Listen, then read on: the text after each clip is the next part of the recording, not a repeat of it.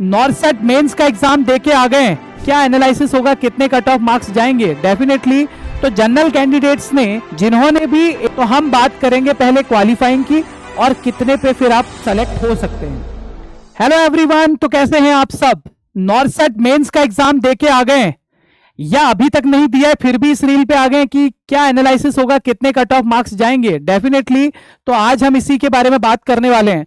तो general candidates ने जिन्होंने भी 140 या इसके आसपास अटेम्प्ट किए हैं तो इसको सेफ अटेम्प्ट माना जा रहा है अगर आपने बहुत अच्छे एक्यूरेसी के साथ क्वेश्चन किए हैं तो। पेपर का लेवल मॉडरेट था, ना बहुत सिंपल और ना बहुत टफ, मिक्स क्वेश्चन आते हैं हमेशा की तरह इस बार भी। तो एक एक्सपेक्टेड कट ऑफ है, हाँ 100% नहीं कह सकते पर एक्सपेक्टेड मींस कि ज्यादातर जो एक्सपर्ट की टीम है उनसे डिस्कस करके ये कट ऑफ हमने बनाई है। तो इसके आसपास भी अगर आपके नंबर आ रहे हैं तो हम बात करेंगे पहले क्वालिफाइंग की और कितने पे फिर आप सेलेक्ट हो सकते हैं। चलिए, अगर आपने एनालिसिस कर लिया है और आप यूआर कैंडिडेट हैं, अनरिजर्व कैटेगरी में आते हैं, तो 50% तो आपको क्वालिफाइंग चाहिए ही चाहिए।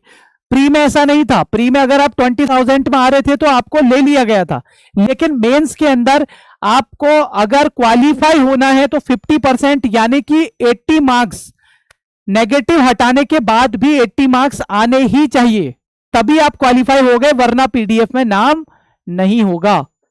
लेकिन अगर आपके मार्क्स 100 से 110 तक हैं तो आप सेफ हो सकते हैं।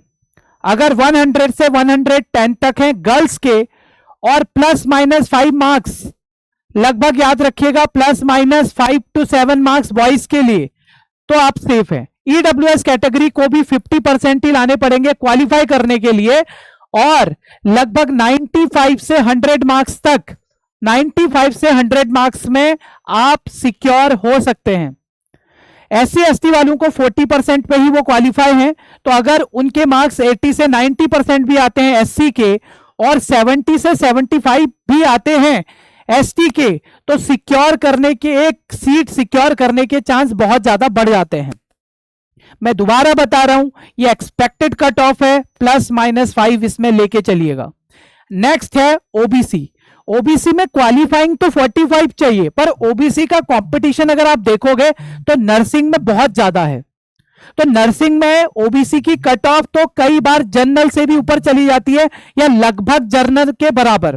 तो गर्ल्स तो 100 से ऊपर लगभग अपने को सेफ समझ सकती हैं, पर बॉयज के लिए प्लस माइनस ऊपर ही मान के चलना पड़ेगा, उनको प्लस ही मान के चलना पड़ेगा 5 to 10 मार्क्स।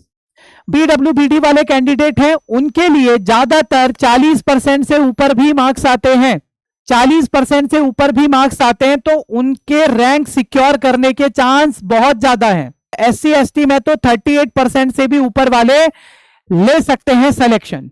ये सारी चीजें आधारित हैं एक्सपीरियंस के बेस पे, पिछले सारे एग्जामों को इवेल्युएट करने के बाद ये एक्सपेक्टेड कट ऑफ लिस्ट बनाई गई है। तो एक बार आप जरूर अपने एग्जाम का रिजल्ट आने का इंतजार कीजिए। डेफिनेटली अब हमारे हाथ में रिजल्ट नहीं है, अब हमारे हाथ में अगले एग्जाम्स की प्रिपरेशन को करने का मौका है। तो अगले एग्जाम के लिए तैयार हो जाइए और मिलते हैं बहुत जल्दी अगली तैयारी के साथ। तब तक के लिए thank you so much, tata bye bye.